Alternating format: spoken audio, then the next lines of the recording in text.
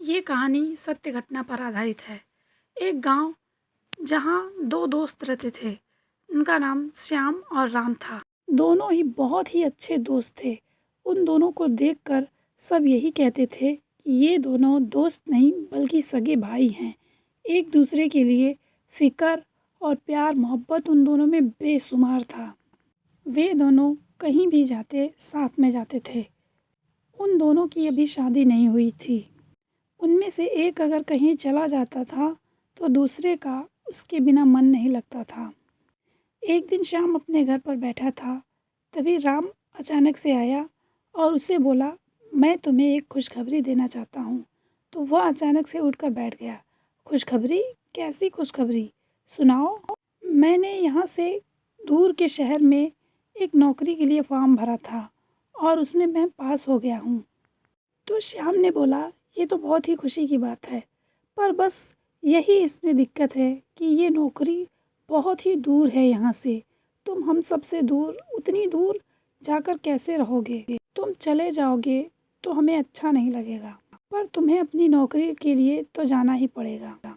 तो राम ने बोला, इस बारे में मेरे घर वालों को भी नहीं पता है, क्योंकि मैं यह सोचता था कि मैं इस एग्ज़ाम में पास नहीं होऊंगा, पर देखो मैं पास हो गया।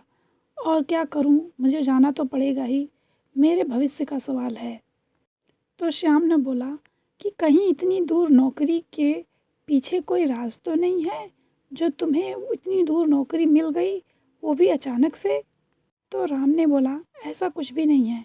मैं परीक्षा में अच्छी तरह से पास हुआ हूँ, इसलिए मुझे ये नौकरी मिली है। यह बोलकर राम ने कहा, ठीक है, अब मैं जा रहा हूँ। मैं आखिरी बार तुमसे मिलने आया था, अब मैं अपनी नौकरी के लिए जा रहा हूँ। तो श्याम ने बोला, ठीक है, जाकर हमें याद करते रहना, चिट्ठियाँ हमें लिखते रहना, भूल मत जाना। राम ने कहा, ठीक है। इतना कहकर वह वहाँ से चला जाता है। उसे नौकरी के लिए गए करीब करीब 5 साल हो गए थे और इन 5 सालों में वह एक बार भी गांव नहीं आया था। श्याम उससे कई बार मिलने के लिए शहर में गया था, पर राम अपने गांव 5 साल में एक बार भी नहीं आया था। इधर श्याम की शादी हो जाती है। फिर वह एक दिन राम को फ़ोन लगाता है और बोलता है, अरे भाई, अब तो तुम आ जाओ, मेरी शादी हो गई है, मेरी बीवी से मिलने के लिए तो आ जाओ, तुम्हारी भाभी तुम्हारा इंतज़ार कर रही है, कब तक आओगे? तो राम ने बोला, ठीक है, मैं जल्दी ही आऊँगा। श्याम ने अपने दोस्त राम के बारे में अपनी बीवी को अच्छी तरह से बताया था कि हम दोनों कितने अच्छे दोस्त हैं। एक दिन श्याम घर पर नहीं होता है, तभी उसके घर पर दरवाजे पर कोई खटखटाता है। तो उसकी बीवी दरवाज़ा खोलती है और वह सामने देखती है कि राम खड़ा था। वह उसे प्रणाम करती है। वह पूछता है कि श्याम नहीं है घर पर? तो वो बोलती, नहीं, वो तो नहीं है, आइए बैठिए। तो राम अंदर आकर एक कोने में बैठ जाता है और श्याम की बीवी चाय बनाने के लिए चली जाती है। तभी श्याम भी वहाँ आ जाता है। वह राम को देखकर बहुत ही ज़्यादा खुश हो जाता है। तभी अचानक से राम का चेहरा एकदम भूतों के चेहरे में बदल जाता है। दोनों देखकर डर जाते हैं। श्याम की बीवी बोलती है, अजी देखिए, ये क्या हो रहा है?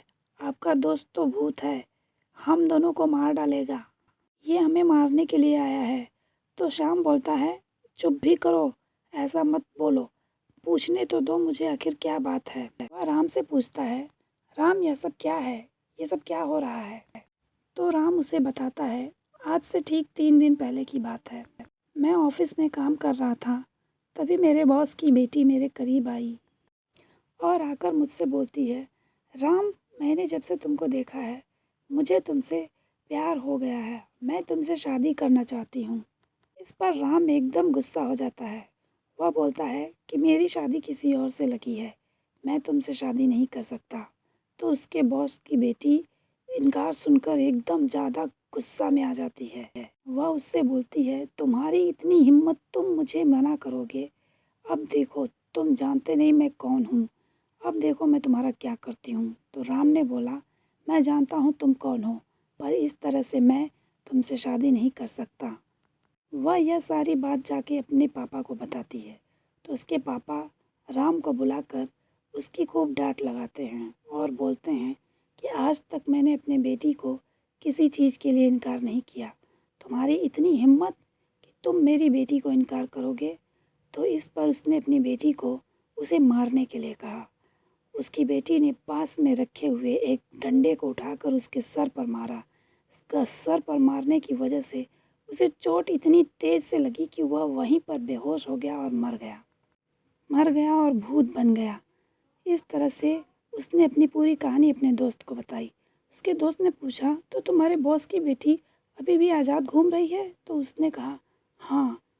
उसका दोस्त श्याम शहर आया और वे दोनों उस ऑफिस में गए जहाँ राम काम करता था। वे वहाँ जाकर उसकी बेटी और उसके बॉस की सारी सच्चाई सबको बताई। इस तरह से कहानी ख़त्म हो जाती है। अच्छी लगी तो लाइक, कमेंट और सब्सक्राइब कीजिएगा।